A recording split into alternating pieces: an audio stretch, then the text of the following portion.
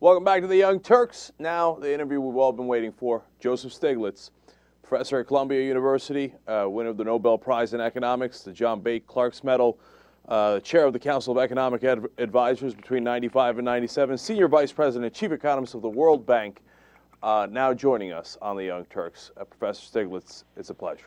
Nice to be here. All right. Now, there are many things I want to talk to you about, of course, including your book. And the book, of course, is Free Fall America, Free Markets and the Sinking of the World Economy, and how we did sink that world economy. But a lot of news today that I've got to ask you about. So we have a spending freeze that Barack Obama's administration is apparently going to put into place. It's going to be for discretionary, non-security spending for 3 years. Now, a lot of economists in the country have not been favorable to this so far today. What are your thoughts on it? Well, I think my reactions are that it does reflect a concern about the ballooning of the deficit and national debt, and it's good to know that there's concern about that. On the other hand, the economy is very weak, and there's a need for stimulus, and stimulus means spending. The issue isn't the level of spending, in my mind, but how we spend the money.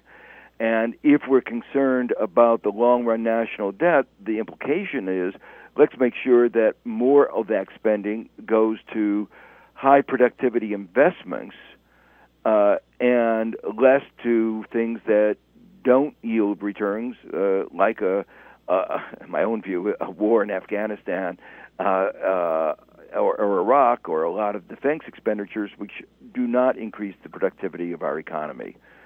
The other point I'd make is obviously $250 billion out of the expected increase in national debt of around $9 trillion in the next decade is clearly just the beginning. Wouldn't real deficit hawks be more interested in cutting defense spending or raising taxes? That seems like that would be more of a frontal assault on Republican ideology. It doesn't seem like this president has the stomach for it.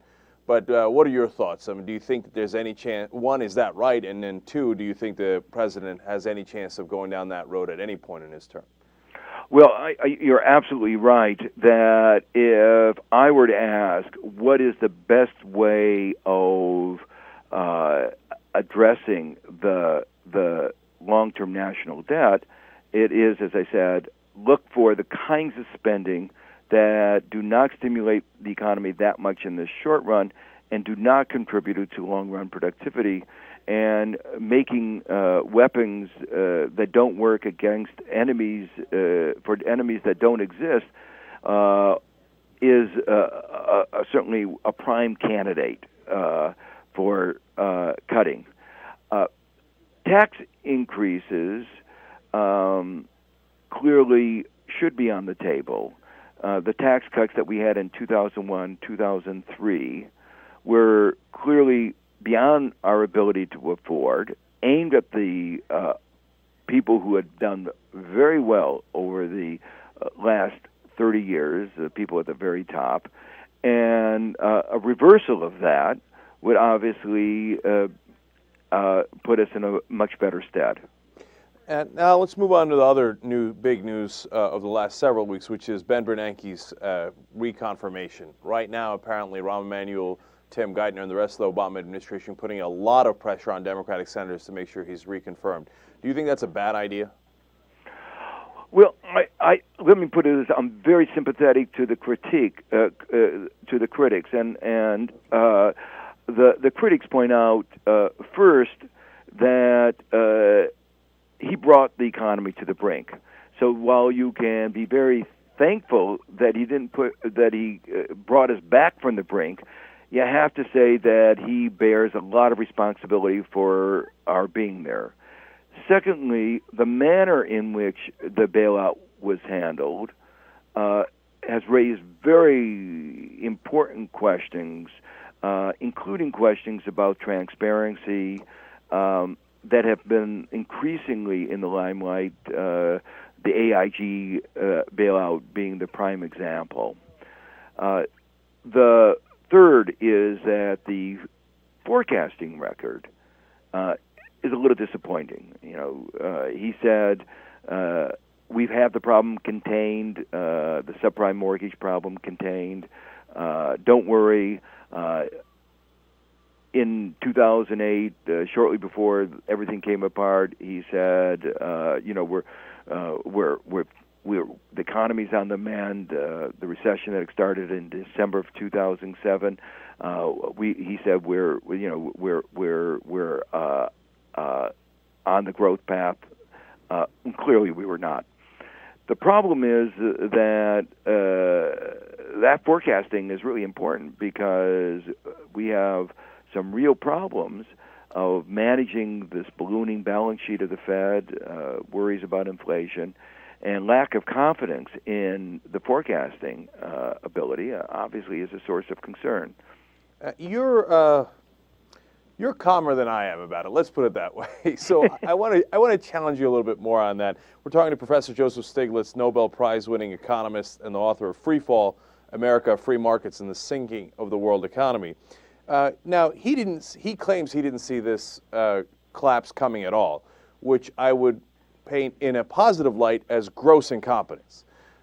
In a negative light, you could say, well, maybe he did see it coming, but he's an accommodationist of Wall Street, so he thinks his job is to accommodate the bankers in whatever they would like to do, whatever shenanigans they'd like to do, for as long as possible to retain his job. And it seems that if he was making that calculation, he was fairly correct. Which one do you think it is, gross incompetence or accommodationist of Wall Street?